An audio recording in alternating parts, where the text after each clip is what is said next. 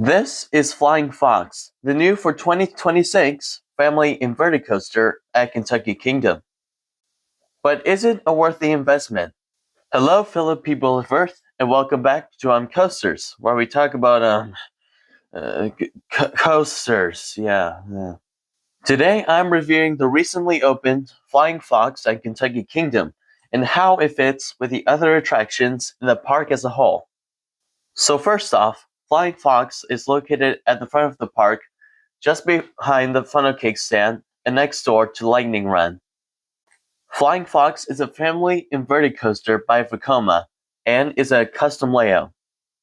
The ride is themed to a fictional local legend known as Jeb Fox, a crop duster. So the ride is you going over farmlands as test pilots for Jeb Fox. However, when I went, the theming was not done yet, as the concept art showed a red barn with actual crops. Even when I went, they were putting up the safety nets right before it opened. So it's still a work in progress when it comes to theming. However, I'm sure it will look great once it's fully done.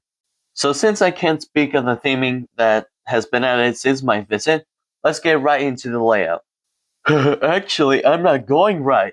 As you exit into a 180-degree left turn. I'm so funny. Anyway, you then ascend the drive tower lift hill up to the top height of 65 feet and drop down the twisted drop to the top speed of 37 miles per hour. This doesn't have much force, but the back does have some decent pull. You then rise up gracefully over the path below before going into what is probably the most forceful element, especially in the front, an overbank. By the way, none of the forces on this ride are too extreme, but for a family coaster, they are pretty decent. You then rise up and go into a downward helix, still giving decent pull. After that, you rise up into a left turn, go down into a tunnel under the pathway, and another turn into a brakes, giving a slight feeling of weightlessness.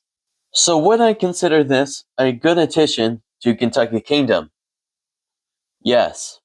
While this is not a big new thrill ride that makes this a destination park, it is a great addition for families, and is a sign for more investment being put into an otherwise pretty bare park than it used to be.